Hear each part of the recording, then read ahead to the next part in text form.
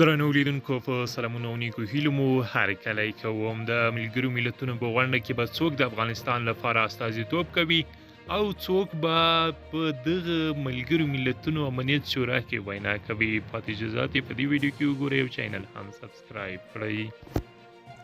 د ملګرو ملتونو په غونډه کې به څوک د افغانستان استازیتوب کوي. سره له دې چې د ملګرو ملتونو کلنۍ عمومي غونډه پیل شوې ده، خو لا هم معلومه نه ده چې د افغانستان په استازیتوب به څوک د غونډه کې خبرې کوي. غلام محمد اسحقزی چې د محمد اشرف غني د حکومت لخوا د دغه هیواد په استازیتوب ملګرو ملتونو ته لیږل شوی او که د طالبانو استازي په استازیتوب کې به څوک دغه غونډه کې خبرې کوي. غلام محمد اسحقزی چې د محمد اشرف غني د حکومت لخوا دغه هیواد ته لیږل شوی او که د طالبانو استازي د طالبانو د کابینې کې د بهرنیو چارو وزیر امیر خان وتکي د ملګرو ملتونو منشي انټونی ګوتریش ته په لیکلي لیک کې د طالبانو د سیاسي دفتر بیان سهیل شاهین دغې غونډې ته د استازي په توګه ورپېژندلی.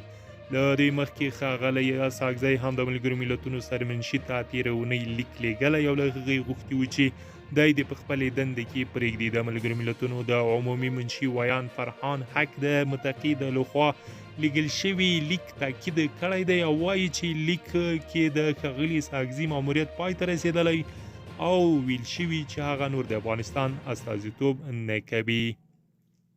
د ملګرو ملتونو د کاري اصولو په اساس هر کال د 9 کسانو په ګډون یوه کمیټه د غړو هیوادونو لخوا لیږل شویو استازو اعتبارنامو په برخه کې کار کوي، خو دغه کار د عمومي غونډې تر ختمېدو وروسته د اکتوبر او نومبر په میاشت کې غونډه کوي.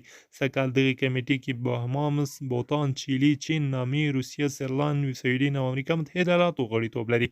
خو دا چې د هیوادونو استازو د خبرو وروستۍ ورځ د سپټمبر 28مه نیټه ده او ښایي د افغانستان استازي هم په دغه ورځ خبرې وکړي. دا شونې نه ښکاري چې دغه کمیټه تر دې ورځې په دې اړه کومه پرېکړه وکړي.